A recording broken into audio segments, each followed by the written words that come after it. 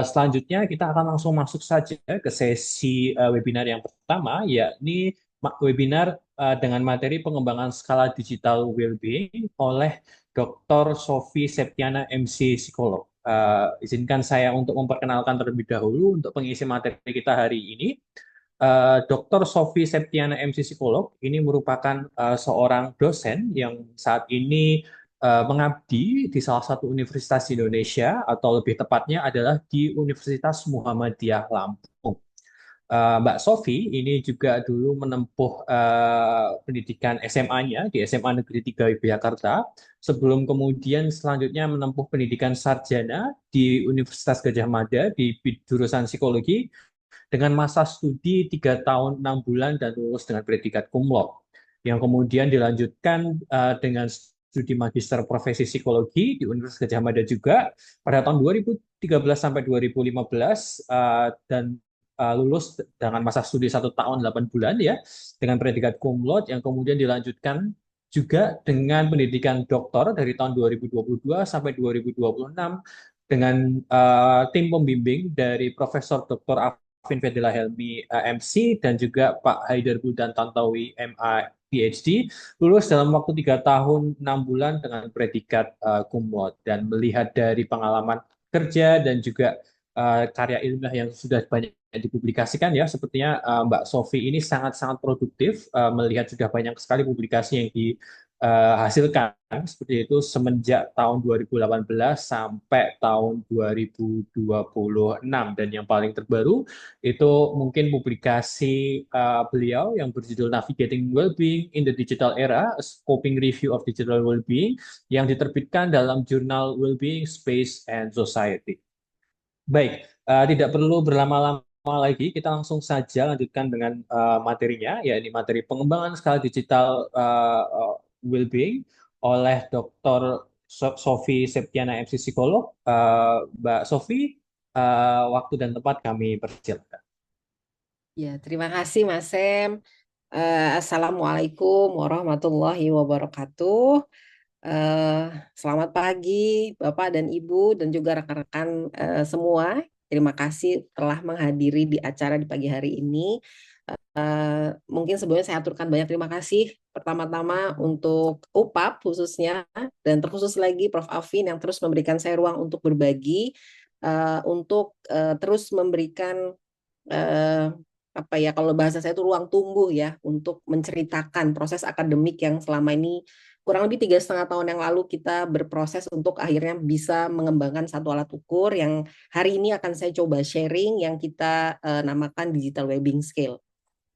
Mungkin Mas Sam, berapa menit saya dikasih waktu Mas untuk presentasi? Untuk presentasi ini sekitar 50 menit ya, Mbak. Jadi mungkin sampai jam 9.50 ya. Kemudian nanti bisa kita lanjutkan dengan sesi tanya jawab sedikit sebelum nanti beranjak ke sesi selanjutnya.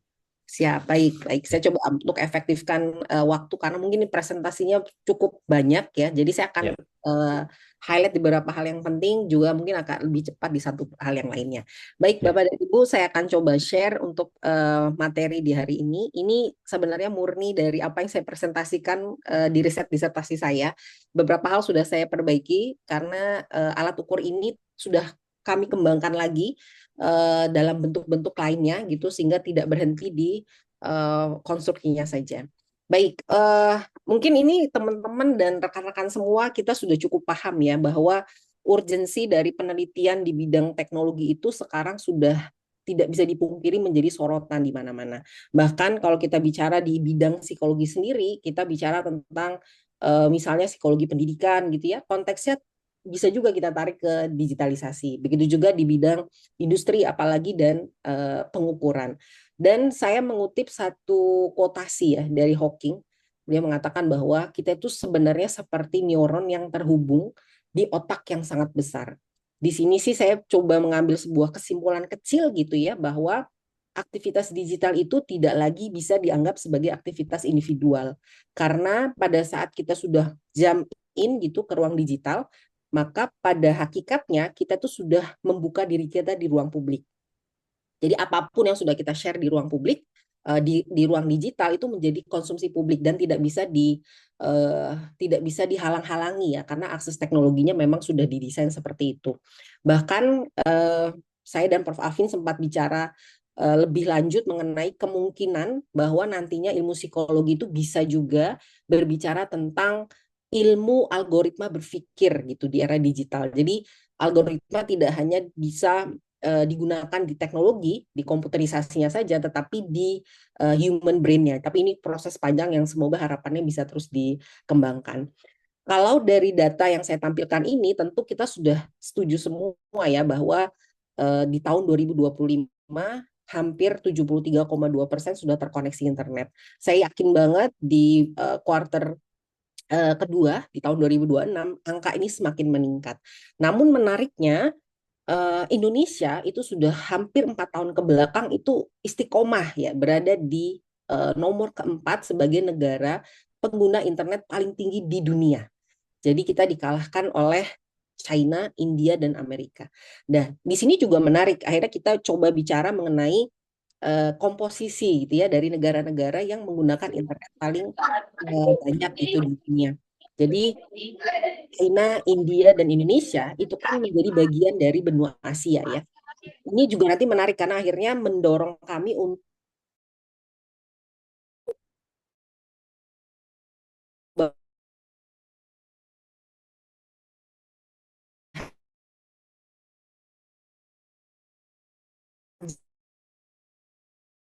detik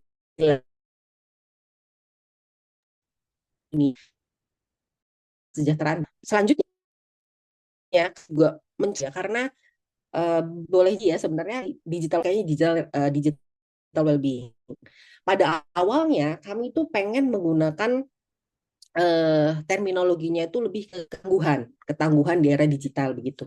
Tapi setelah kami coba jalani riset-riset, karena ini studinya lumayan banyak, multi metode, akhirnya kami memutuskan bahwa yang paling persenkan apa yang mau kami adalah tentang kita itu sekarang sudah berada di era yang teknologi unconsciousness. Dalam artian kita sendiri itu terganggu ketika kita tidak bisa terkoneksi terhadap internet atau apapun bentuknya ya dengan gawai kita masing-masing.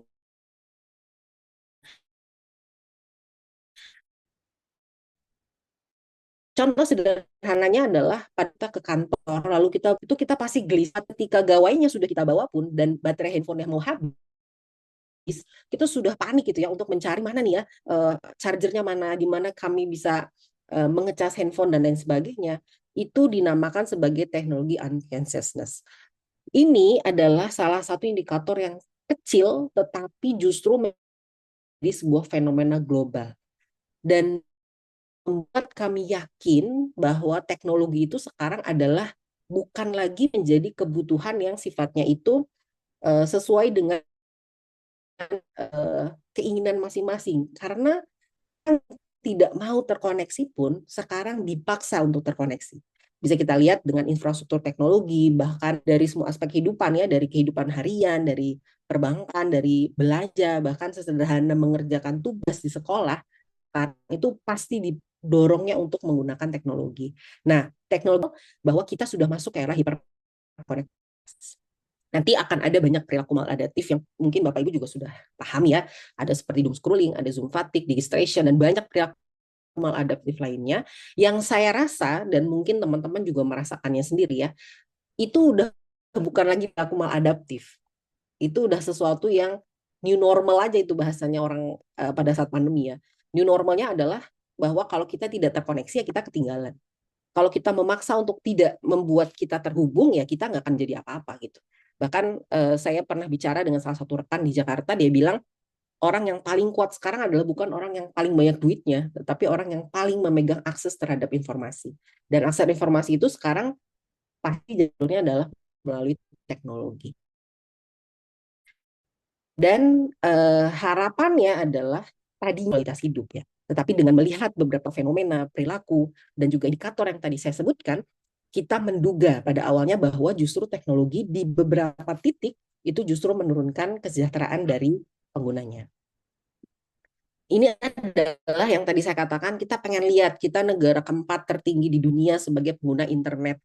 Tapi pada saat kami melakukan kajian bibliometrik, ternyata Asia itu dikit sekali gitu yang eh, apa ya membuat ya riset mengangkat tentang digital well-being-nya. Jadi bahkan kalau dilihat dari data yang di sini itu dikit banget. Yang paling banyak itu adalah bahkan negara Eropa dan di Amerika. Padahal bisa dikatakan negara Asia itu kan secara database itu adalah pengguna internet. Kayaknya orang kalau minum obat gitu ya, paling banyak minum obat tertentu kan kita harusnya paling concern ya terhadap efek terhadap obat itu. Nah ini kok enggak gitu. Justru mungkin merasa bahwa ini belum menjadi sebuah kebutuhan. Padahal efek pertama dari penggunaan teknologi itu pasti di tingkat, kalau dilihat dari data yang di bawah gitu ya, digital wellbeing itu semakin banyak diminati sebenarnya ya sejak tahun 2019 khususnya. Tapi beberapa emerging atau tema-tema yang harusnya sudah semakin disoroti itu adalah salah satunya adalah skill development di bagian sini. Inilah kembali memperkuat riset kami bahwa oh kita itu ternyata butuh ya alat ukur kesejahteraan digital karena baik konsepnya, baik definisi hingga alat ukurnya itu masih sangat terfragmentasi. Jangankan mau bicara konsep yang utuh ya, untuk dapat risetnya saja tentang digital well-being di Indonesia itu sangatlah jarang. Itu data terakhir ya tahun 2024 2025 jarang nanti terbuktikan. Ini mungkin highlight kita yang berikutnya adalah kegelisahan kami ya waktu itu ada pada saat saya coba ya untuk bertanya ke teman gitu.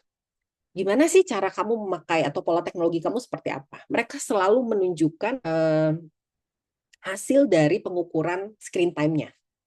Jadi pakai gawai di iPhone adanya screen time. Mereka tunjukin, enggak kok, saya pakainya nggak banyak. Sehari itu paling 7 jam. Media sosialnya ini yang saya pakai. Saya tetap pakai LinkedIn kok gitu ya. Dan menurut saya sedikit agak kontradiktif begitu. Karena ketika dia menggunakan terminologi well-being, itu tidak bisa semerta-merta hanya diukur berdasarkan berapa skor durasi penggunaan teknologinya. Karena itu tidak bisa mengungkap sisi psikologis dari penggunanya. Itu awal berikutnya ya, setelah kami mencoba melihat kajian literatur, kami melihat fakta yang ada di lapangan. Dan memang semua aplikasi, ya Bapak Ibu yang kami coba soroti adalah tidak ada satupun aplikasi yang bisa menentukan berapa sih standar waktu yang bisa dipakai oleh setiap orang disesuaikan dengan usia mereka, data, tetapi bisa dikatakan produktif. Itu belum ada. Jadi yang kita lakukan adalah kita pakai aplikasinya, kita setting sendiri sesuai kebutuhan yang menurut kita paling tepat. Lalu ketika itu dilanggar, itu dengan mudahnya bisa kita buka kuncinya. Misalnya kekunci gitu ya, terus kita bisa kan buka sendiri settingannya. Ah, saya masih butuh nih media sosial, ada kerjaan, buka lagi gitu. Jadi kita yang buat aturannya, aturannya juga tidak jelas, dan kita bisa langgar aturan itu. Nah, jadi klaim aplikasi yang menyatakan dia bisa mengungkap digital well-being itu sama sekali belum bisa dijadikan dasar pengukuran yang psychological grounded. Gitu. Jadi hanya sebagai sistem monitor mandiri saja. Nah, oleh karena itu Bapak Ibu, ini juga sebuah momen yang penting waktu itu karena banyak orang yang sudah pakai. Itu indikasi yang kami gitu. Artinya apa? Mungkin kenapa kita pakai aplikasi itu? Karena kita sadar bahwa kita itu butuh untuk mengendalikan teknologinya. Makanya kita butuh tools kan. Kita pakailah aplikasinya. Tapi aplikasi itu tidak bisa dijadikan dasar untuk menunjukkan derajat kesejahteraan yang kita dapatkan pada saat menggunakan teknologi. Nah, tapi kabar baiknya adalah aplikasi digital webbingnya itu udah banyak dipakai. Intinya keinginan orang atau kesadaran masyarakat untuk terus mengendalikan diri atau terus seimbang dalam penggunaan teknologi itu sudah ada. Hanya saja pengukurannya yang belum ada di Indonesia ya pada umumnya. Oke, jadi riset kami tentu tidak bisa berdiri sendiri ya, walaupun ilmu psikologi itu adalah sebuah ilmu yang juga punya banyak peminatan, tapi kami mencoba untuk melihat ini dari perspektif yang agak berbeda. Jadi kita menggunakan 3 perspektif keilmuan walaupun masih terkait dengan psikologi. Aktivitas di digital itu bukan lagi aktivitas individual, tapi sudah terkait dengan konteks sosialnya. Lalu kita highlight berdasarkan koneksinya dengan tools. Oleh karena itu kita pakai psikologi cyber yang nantinya membawa kita terhadap terhadap segregasi antara aktivitas manusia dan aktivitas komputer. Dan yang terakhir adalah psikometri untuk mengkonstruksi alat ukurnya. Di webinarnya dari data kualitatif menuju pengembangan alat ukur. Nah, ini yang kami lakukan. Ini kurang lebih 3,5 tahun kami gali secara intensif, dan tahapan studinya itu melibatkan 3 metode, yaitu scoping review di awal, eksplorasi kualitatif di studi kedua, dan yang terakhir adalah kami mengembangkan skalanya. Jadi ketiga studi ini bersifat independen dan sekuensial, artinya kami baru bisa jalan di studi 2 kalau studi satunya sudah selesai. Jadi kami baru bisa mengembangkan alat ukurnya setelah studi 1 dan 2-nya selesai begitu. Makanya kami menggunakan sekuensial. Dan ini membantu sekali untuk kami sebagai periset untuk memastikan konsepnya sudah betul dulu, baru kami gali pengalaman digitalnya berdasarkan konsep yang tadi sudah kami temukan, berdasarkan kedua konsep dan juga pengalaman digitalnya, baru kami konstruk alat ukur. Dan itu memang nanti saya akan tunjukkan ya, dengan tahapan yang berlapis dan berulang-ulang itu juga ada tuh hal-hal apa ya, kalau saya bilang bukan gagal ya, tapi tantangan ya yang sangat menarik di proses dari satu studi ke studi yang lainnya. Gitu. Nah, untuk partisipan Bapak Ibu ini juga sebenarnya kami awalnya tuh pengen banget itu tuh bisa dipakai di semua usia ya, tapi lagi-lagi secara teoritikal memang penggunaan teknologi itu masih sangat terkait pada usia atau rentang usia. Jadi kami putuskan dalam riset kami ini kami menggunakan usia 17 hingga 34 tahun, yang ini adalah irisan dari generasi Z dan Y. Dan ini berdasarkan data APJEI itu adalah usia paling aktif dalam menggunakan teknologi.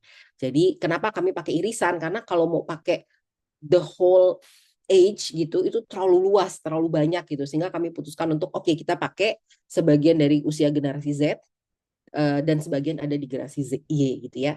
Jadi nanti fase perkembangannya juga bisa kami dapatkan, yaitu dari remaja akhir hingga dewasa awal gitu. Dan kelompok usia ini juga setelah kami coba gali ya memang menjadi usia yang paling cocok untuk melihat antara aspek hedonik dan eudaimonik. Nah, ini penting teman-teman karena konsep well-being sendiri kan yang kami pakai itu dari Riff, dari Dinner dan Ryan dan Deci. Dari 3 teori besar well-being. Dan kalau Riff dan Dinner itu kan secara konseptual mungkin punya banyak keterbatasan ya kalau kami mau tarik ke era digital, tetapi konsep atau aspek hedonik dan eudaimoniknya itu sebenarnya masih bisa kami gunakan. Dan ini mau kami selipkan gitu ya, sebagai bagian dari generasi mana yang masih tahu atau masih memahami apa sih rasa dari hedonik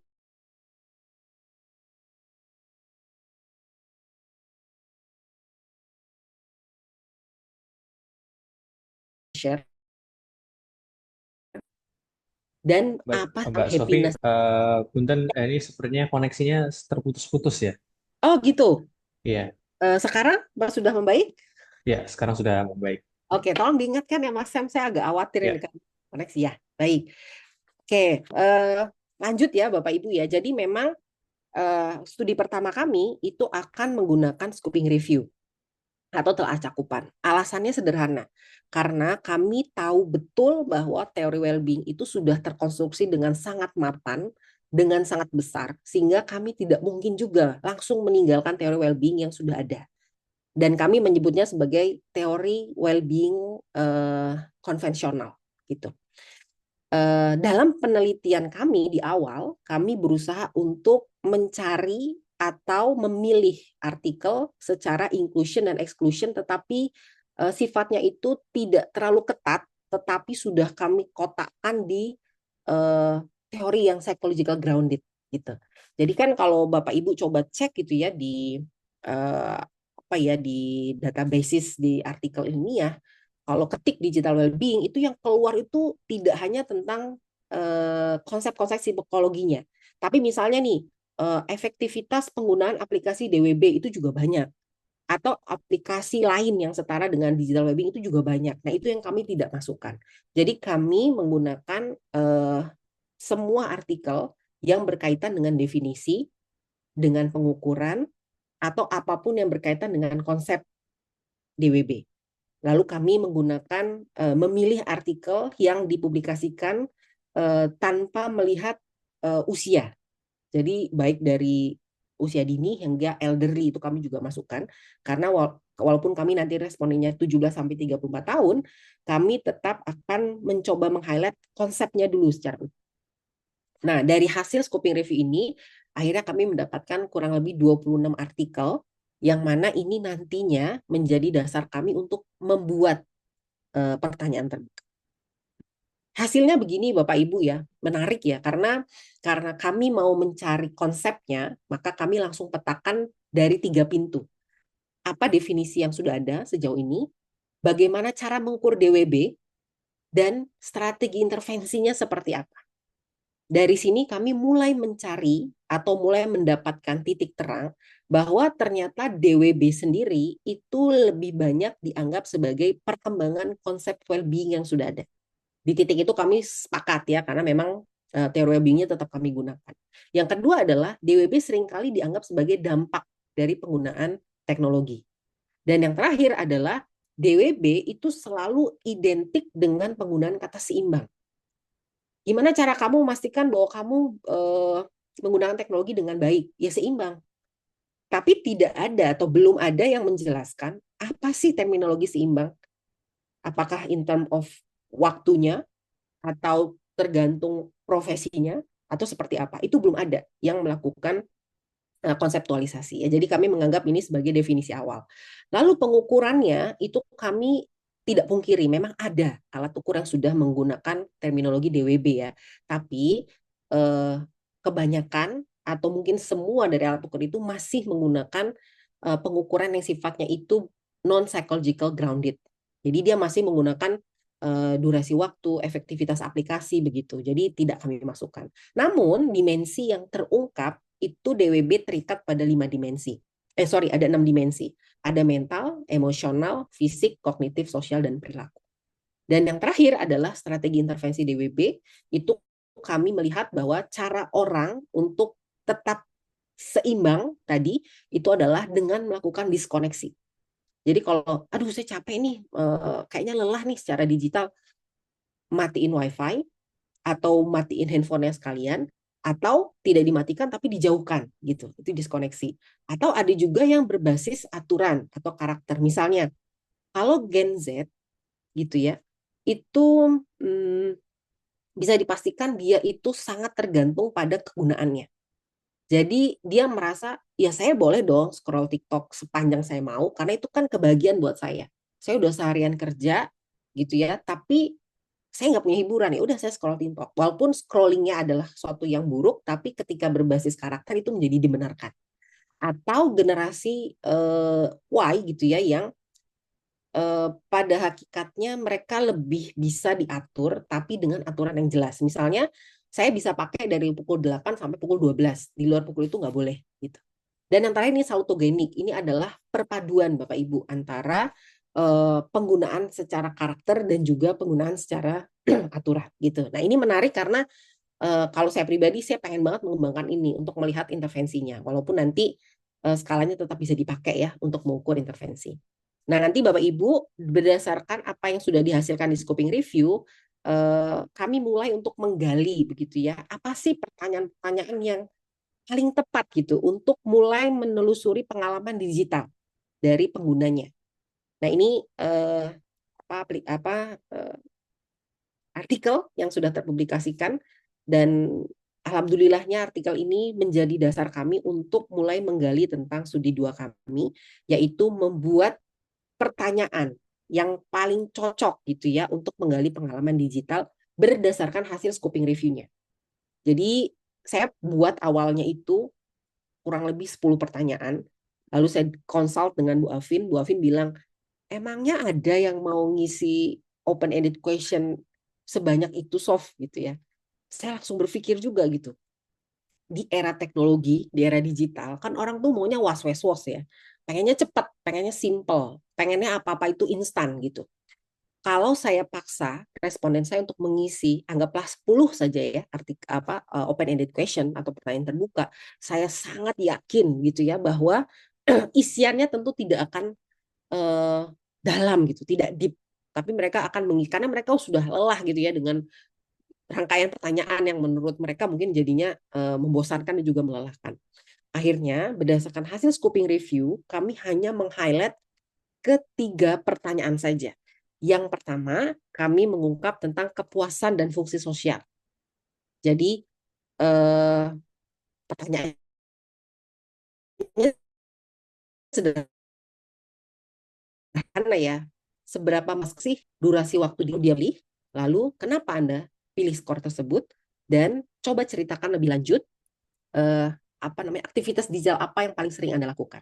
Lalu yang kedua, kami melihat tentang kualitas hidup, yang nanti pertanyaannya adalah seberapa besar aktivitas digital bisa meningkatkan kualitas hidup Anda. Lalu yang berikutnya adalah kami ingin melihat keseimbangan. Tadi kan terminologi seimbang itu sering banget muncul ya waktu melakukan scoping review. Ini coba kami gali lebih lanjut. Menurut kamu, seberapa besar sih kamu mampu mengendalikan aktivitas digital? Ya, lalu upaya apa yang Anda lakukan untuk mengendalikan aktivitas digital?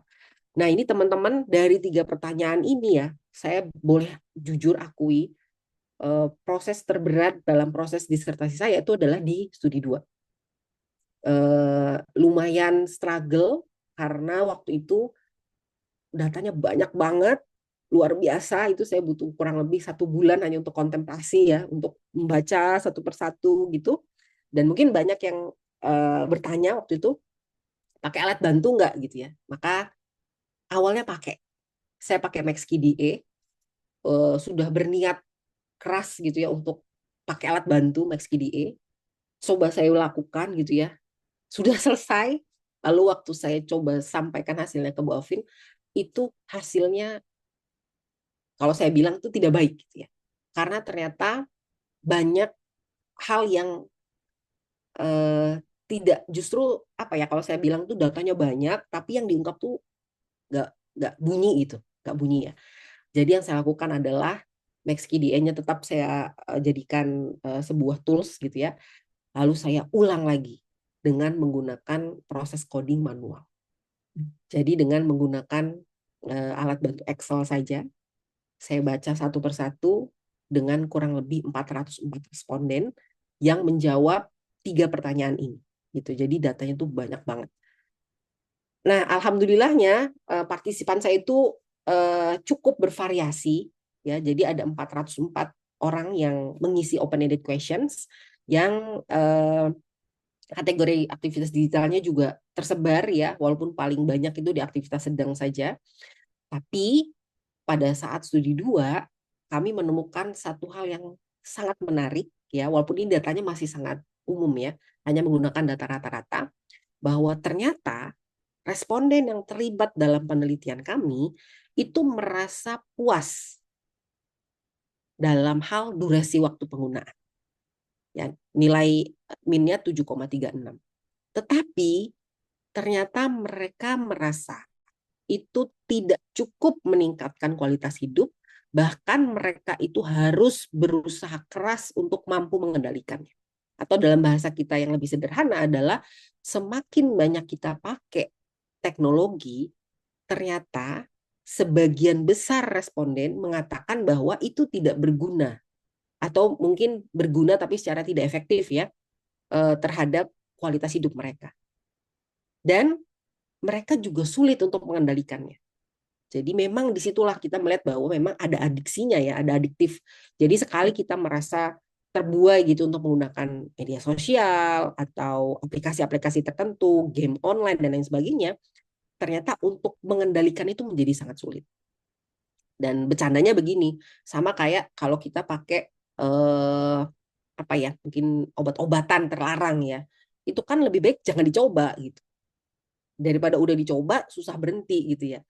Masalahnya di era digital kan nggak bisa begitu, karena teknologinya itu sudah menjadi bagian yang menyatu ya dengan kehidupan kita.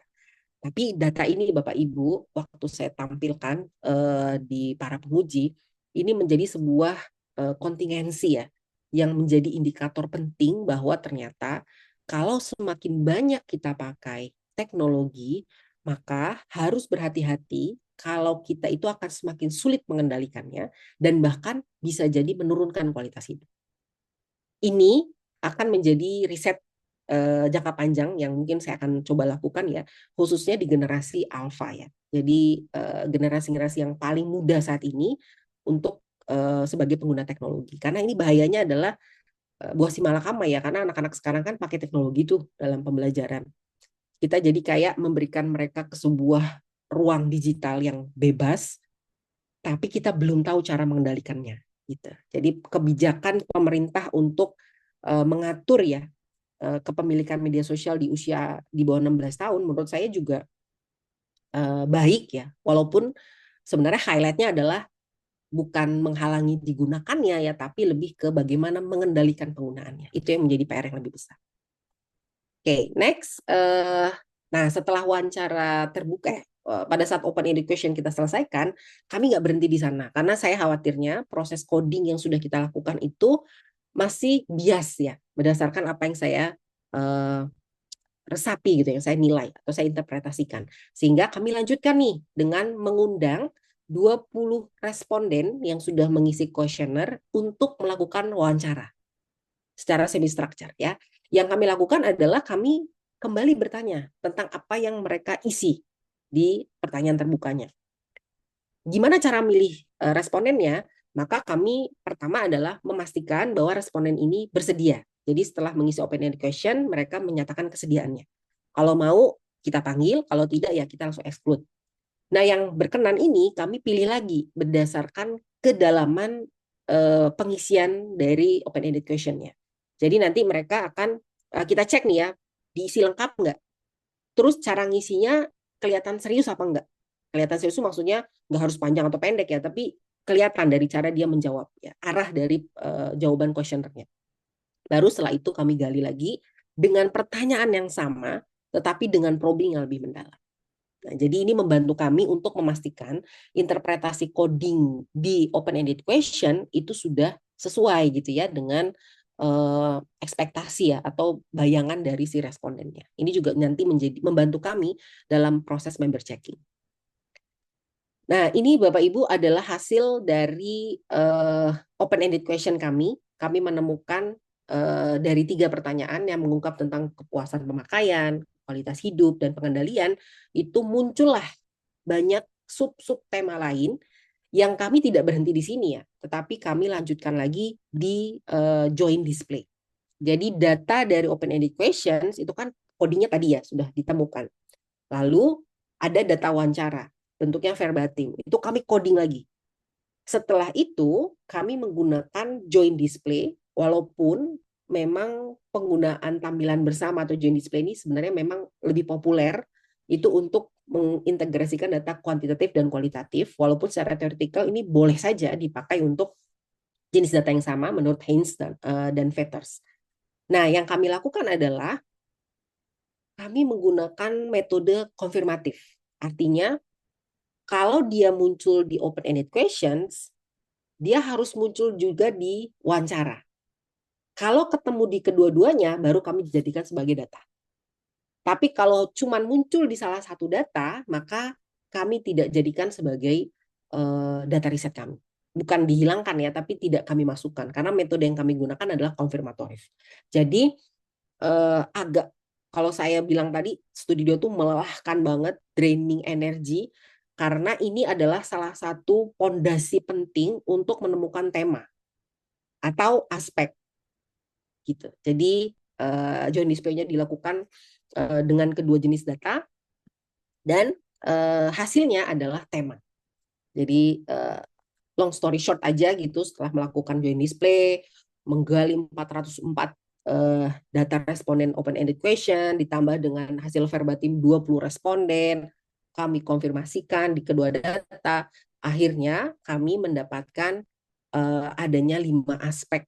Yang pertama adalah DWB, itu aspek pertamanya adalah perhatian terhadap kesehatan, adanya kendali sosial digital, adanya kesadaran diri digital, ada kesejahteraan emosional, dan yang terakhir adalah perilaku fokus produktif. Atau dalam bahasa dimensinya nanti ada 5, ada dimensi fisik, kognitif, perilaku, emosi, dan sosial. Nah, waktu sudah selesai studi 2 itu happy banget. Waktu itu jujur saya happy banget karena kayak lepas gitu ya dari sebuah proses riset yang sangat melelahkan secara energi. Dan saya cukup confidence gitu dengan 5 aspek ini. Karena aspek ini kan saya temukan tidak instan ya, tapi dengan metode yang dilakukan bertahap dan berulang. Jadi dari scoping review untuk bikin pertanyaan, pertanyaannya diungkap dengan menggunakan open-ended questions, lalu kami lakukan coding, lalu kami lanjutkan dengan proses wawancara secara semi-structure, kami coding lagi, lalu kami gabungkan dengan joint display. Jadi kan harapan saya itu adalah wah ini udah keren banget nih gitu. Ini udah aspeknya udah gong lah gitu ya. Namun sesuai dengan riset kami di studi terakhir adalah pengembangan alat ukur, kami menggunakan prosedur penelitian dari DeVries dan Thorpe. Nah, di sini proses panjang kembali dimulai karena semua aspek yang sudah ditemukan di studi 2 itu belum dinyatakan layak sebelum teruji secara psikometrik. Nah, ini adalah rangkaian yang kami gunakan dari menyusun item, terus ada kognitif, ada penilaian panel ahli, ada kognitif interview, lalu nanti ada uji coba lapangan, baru nanti ada uji psikometrik yang berlapis. Yang pertama ini adalah aspek yang tadi saya sudah temukan di yang studi kedua, ada 5 aspek, lalu kami coba turunkan menjadi definisi, setelah itu kami turunkan lagi menjadi indikator perilaku. Nah, indikator perilaku ini dapatnya dari mana? Dari joint display tadi. Jadi back forward ya. Jadi aspek yang ditemukan mau menurunkan ke indikator perilaku, balik lagi ke data yang joint display. Jadi emang bolak-balik gitu ya. Nah, kami mendapatkan dari 5 aspek itu kami turunkan menjadi 13 indikator perilaku. Nah, yang pertama ini Bapak Ibu, kami melakukan penilaian panel ahli. Jadi ada 3 pengukurannya, ada CVR, ada ICVI, dan SCVI. Nah, ini harapannya adalah panel ahli itu kan expert ya. Jadi kami melibatkan ada psikolog, ada psikometris, ada orang-orang di bidang riset cyber psychology itu kami libatkan, dan hasilnya cukup bagus ya, bahkan bagus banget kalau menurut saya, karena nanti di sini bisa dikatakan hanya ada 1 item yang berada di bawah standar berdasarkan data CVR dan ICVI. Gitu. Nah, kami tidak melakukan pengguguran apapun. Jadi ada 52 item, jadi mungkin di sini Bapak Ibu, jadi dari 13 item ini, 13 indikator ini, masing-masing indikator tuh kami punya 4 item. Jadi 13 dikali 4 itu ada 52 item yang kami serahkan ke panel ahli untuk dilakukan penilaian. Dari 52 item, CVR-nya di atas 0,75 ada 47 item. Lalu yang ICVI itu ada di atas 0,78 itu ada 51 item. Dan secara keseluruhan SCVI itu bagus di atas 0,8. Nah, item-item yang di bawah standar itu tidak kami eliminasi, tapi kami melakukan proses perbaikan redaksi. Gitu. Kenapa? Karena setelah proses panel ahli, kami tidak langsung jump in ke validasi psikometrik, tapi kami lanjutkan ke proses kognitif interview. Bedanya adalah kalau panel ahli kan ahli-ahli ya yang melakukan proses keterbacaan, relevansi, kesesuaian konstruk ya secara konseptual. Di cognitive interview, kami mengundang 8 orang yang sesuai kriterianya dengan target responden skala, usia 17-34 tahun, yang mereka tugasnya adalah tidak lagi melihat relevansi, tetapi uji keterbacaan. Jadi nanti setiap responden itu kami minta untuk membaca setiap butir, setiap item, ada 52 item, baca satu-satu, baru dieksplorasi maknanya. Jadi setelah dibaca kami tanya, gimana, ada yang bingung nggak? Kalau ada yang bingung, di kata yang mana? Kalau mau misalnya diminta dijawab, jawabannya apa? Gitu. Jadi nanti ada yang namanya versi apa ya, think out loud begitu. Mereka diminta untuk membaca, lalu untuk memaknai. Nah, setiap masukan dari kedelapan responden kami ini kami catat, yang nantinya kami gunakan untuk kembali melakukan perbaikan redaksi item. Jadi menariknya lagi nih teman-teman, setelah kami melakukan analisis di 52 item, kami menemukan banyak temuan ya. Jadi nanti temuannya itu ada 4, ada comprehension, pemahaman mereka, ada retrieval, penarikan memori, ada penilaian atau judgment, dan ada respon. Jadi berdasarkan 4 kategori temuan ini, kami menemukan ada 12 item dari 52 item ya, yang ternyata setelah kami perbaiki, ternyata hasilnya itu tidak membaik gitu. Jadi kan ada 8 responden ya, kami lakukan 2 fase. Jadi 4 dulu responden, kami minta uji keterbacaan, kami perbaiki dari 4 orang itu, kami undang lagi 4 orang yang lain untuk membaca item yang sudah kami perbaiki tadi di fase pertama. Ternyata ada 12 item itu yang ternyata uji keterbacaannya itu tidak menjadi lebih baik gitu. Alasannya ada beberapa. Yang pertama adalah redundansi.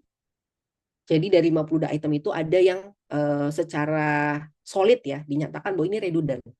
Ini kan udah ditanyakan tadi di item sebelumnya, kenapa ditanyain lagi? Nah, itu kami coba squeeze untuk dieliminasi setelah dilakukan perbaikan. Atau ada penggunaan istilah tertentu. Misalnya sederhananya kata gadget deh. Gadget itu ada yang bilang lebih baik pakai gadget, ada yang bilang lebih baik pakai gawai.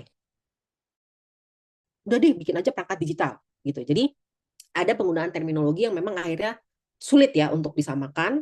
Bahkan ada item-item yang tidak relevan di satu partisipan, tapi relevan di partisipan yang lain.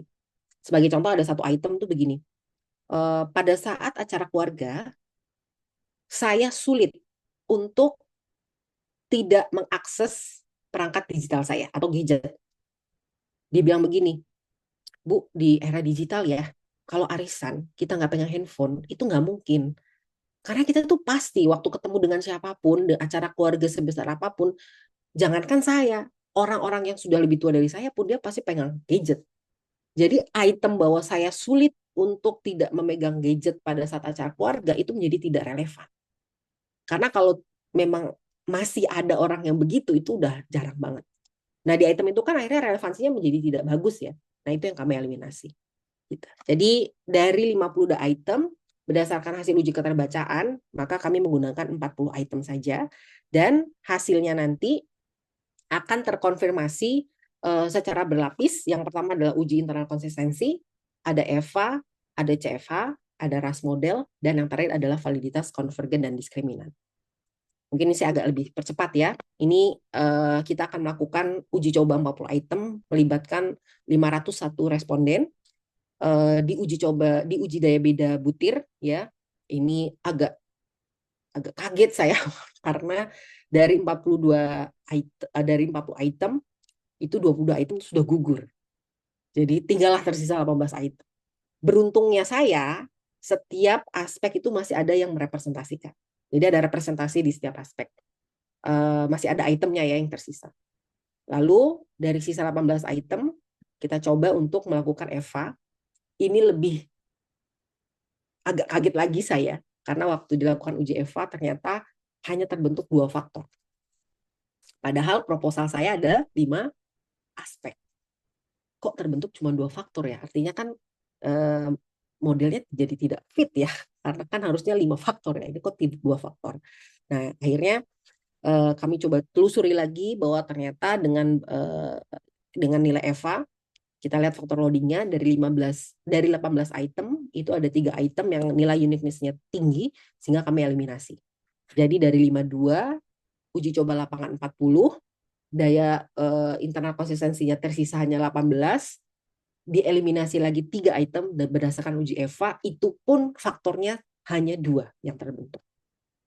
Dan kami lanjut lagi dengan melakukan uji confirmatory CFA.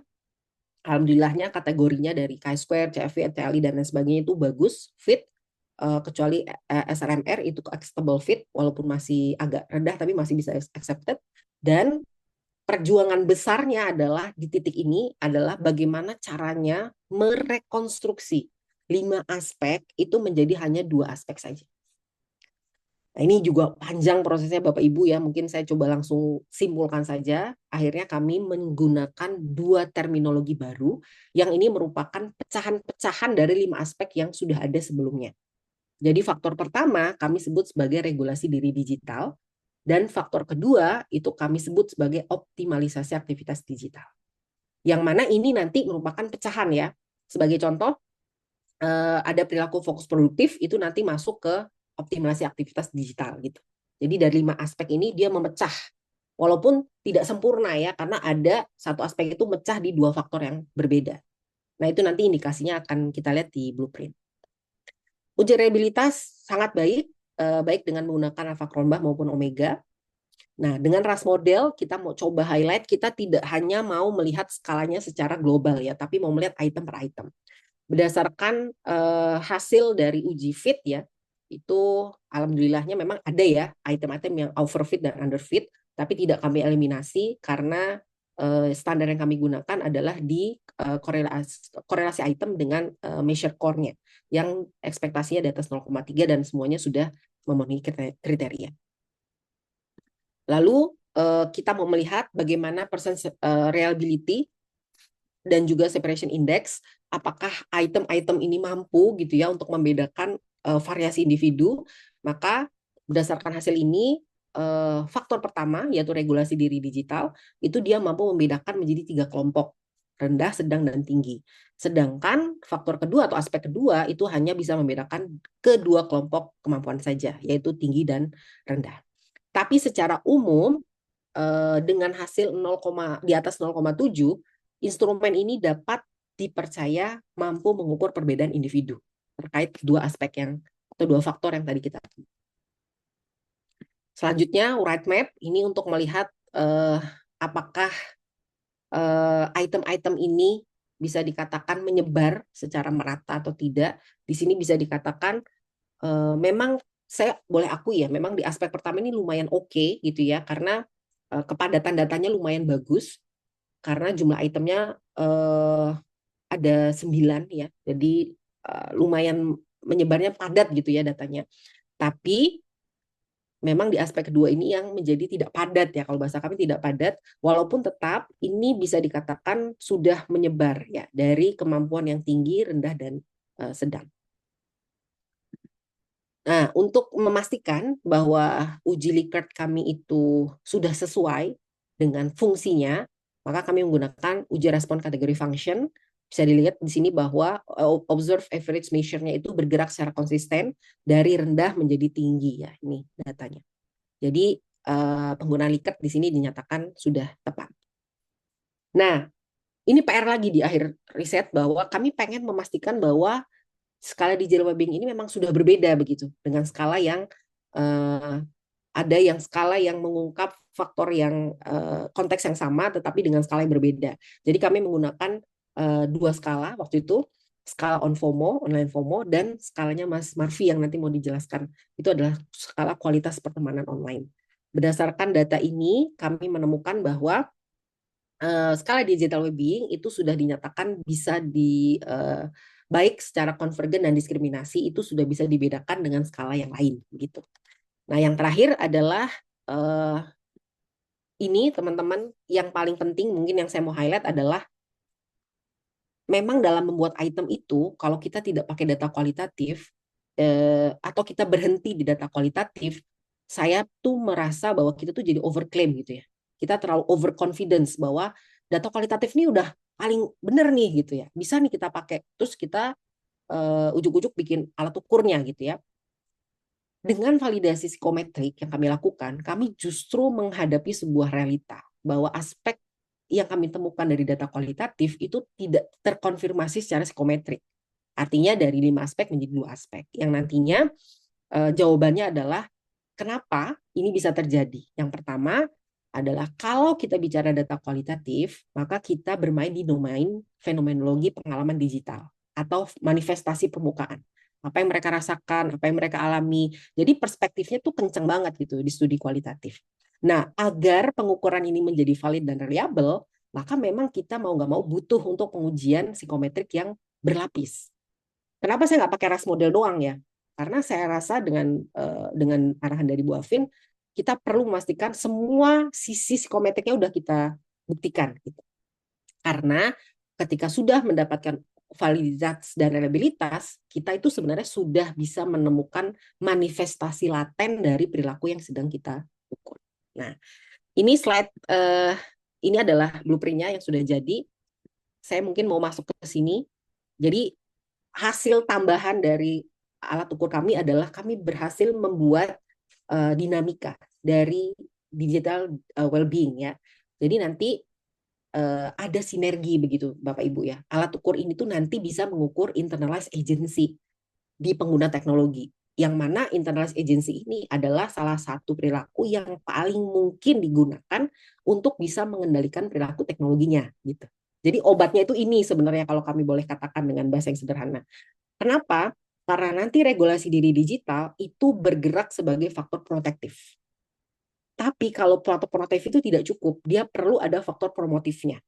Dan itulah yang dibantu dengan optimalisasi aktivitas digital. Yang nantinya kalau kedua-duanya bekerja secara seimbang dan bersinergi, dia akan muncul tuh optimal digital well-being yang dikenal sebagai internalized agency. Yang paling terakhir, Bapak Ibu, kami tidak berhenti. Jadi alat ukur ini sudah terus kami lanjutkan. Alhamdulillah modul intervensi digital well-being-nya sudah jadi. Dan saat ini kami sudah punya platform online untuk melakukan intervensi secara self-guided gitu ya terhadap 17 sampai 34 tahun respondennya, dan ini bisa dipakai oleh secara terbuka walaupun ini belum launching ya, jadi baru kita uji cobakan 2 minggu yang lalu. Harapannya kalau ini sudah oke, tervalidasi dan sudah terbukti bisa meningkatkan DWB, ini akan kita gunakan lagi menjadi platform yang harapannya itu sudah terinstall juga nih di aplikasi gawai kita masing-masing. Jadi digital well-being-nya nanti nggak lagi cuma ngukur screen time, tapi juga mengukur ini. Begitu yang bisa saya sampaikan. Terima kasih. Mohon maaf atas hal-hal yang mungkin belum bisa dipahami. Saya kembalikan ke Mas Em. Baik, terima kasih banyak Mbak Sofi atas pemaparan materinya, itu cukup menarik ya. Bagaimana kemudian proses pengembangan alat ukur ini berjalan ya, dimulai dari tadi ada scoping review, kemudian studi kualitatif, sampai pada akhirnya ada pengembangan alat ukur itu sendiri. Baik, Mbak, untuk selanjutnya sepertinya sudah ada beberapa pertanyaan dari audiens. Mungkin kita bisa coba pertanyaan yang pertama nih, Mbak. Izin bertanya, Mbak, panel ahli yang terdiri dari dosen, peneliti, akademisi ini yang memahami konstruk atau yang memahami pengukuran ya, Mbak? Atau harus punya pemahaman terhadap kedua hal tersebut? Monggo Ya, silakan, Mbak Sofi. baik. Kami punya 8 ahli waktu itu ya. Jadi 2 itu dosen. Dosen yang emang dia mengampu mata kuliah berbau-bau cyber lah, begitu, psikologi internet, psikologi digital gitu. Ada 2 orang itu psikometris yang memang punya keahlian di pembuatan alat ukurnya. Dan yang berikutnya ini kami memang melibatkan orang yang paham tentang konstruk. Jadi gimana ya kalau bahasa kami itu sesepuh ya. Kalau orang yang memang punya jaminan dan keahlian terhadap bagaimana mengkonversi dari studi kualitatif menjadi sebuah alat ukur begitu. Jadi memang harus ada kesemuanya. Kombinasinya itu sangat penting. Bahkan ya waktu kami coba berbicara di akhir riset, saya dan Bu Afin bilang, emang ternyata memilih panel ahli itu nggak gampang gitu. Yang kita pikir dia tahu tentang konsep, tapi dia lemah di psikometriknya gitu. Dia tahu pengukurannya, tapi dia nggak tahu konsepnya gitu. Jadi kami akhirnya mencoba untuk mengkolaborasikan kombinasi dari 3 panel ahli yang mengerti konsepnya, yang tahu tentang psikologi internet dan lain sebagainya, yang tahu pengukuran atau oximetri, dan orang yang pernah punya pengalaman mengkonversi data kualitatif menjadi alat. Begitu. Baik, terima kasih banyak Mbak Sofi atas pertanyaannya, jawabannya. Kemudian kita lanjutkan ke pertanyaan yang selanjutnya ya, Mbak. Eh, oke,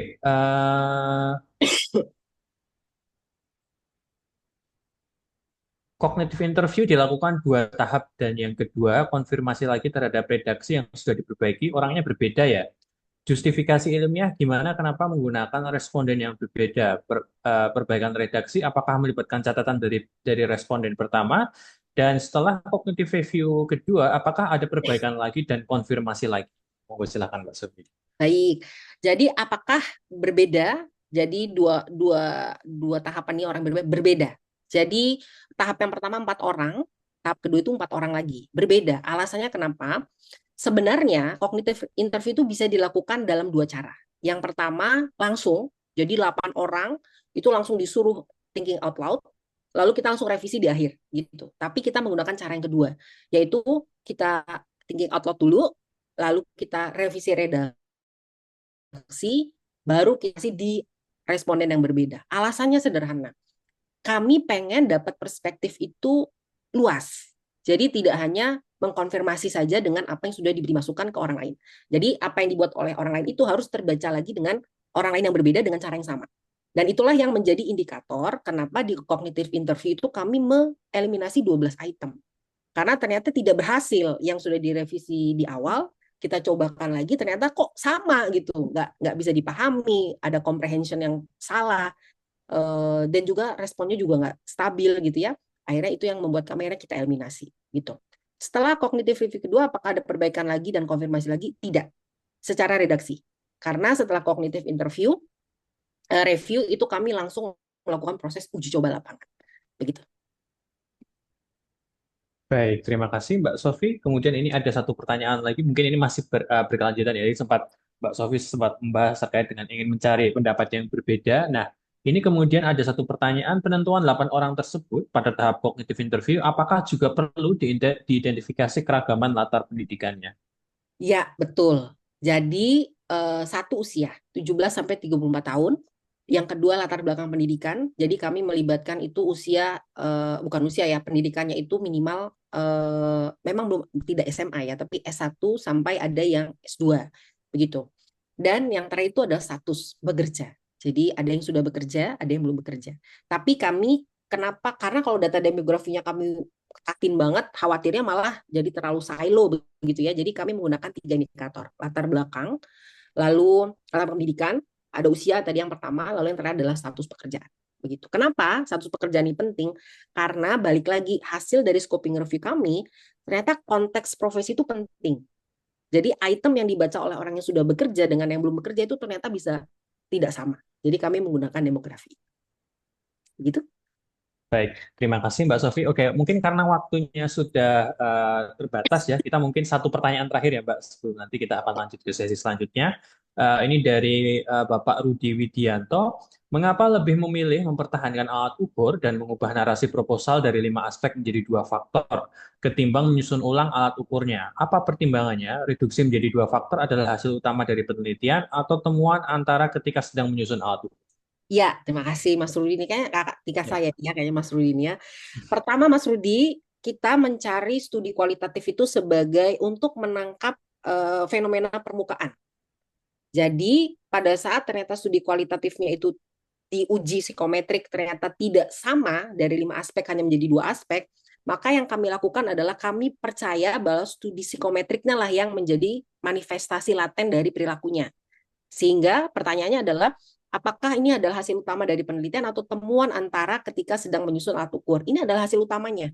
Makanya standar dari metode kami adalah sekuensial. Artinya studi satu menjadi dasar untuk studi 2 menjadi dasar dari studi 3. Jadi gong dari risetnya adalah hasil dari studi 3.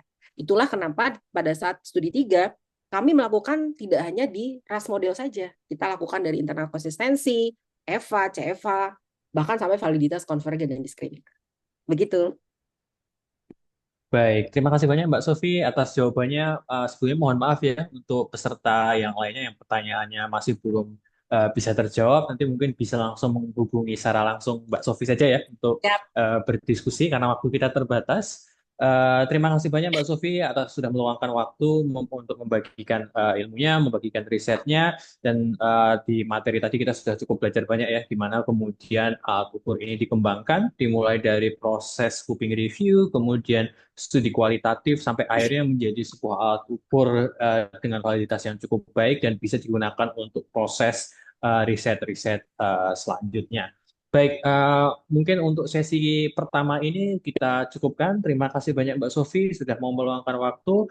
Untuk selanjutnya, sesi selanjutnya akan diisi oleh Mas Ramadan Dwi Marvianto, dan untuk moderator ini saya ingin estafet ya, memberikan posisi moderator ini ke rekan saya Mbak Luciana Yasinta. Mbak Lucy, apakah sudah hadir?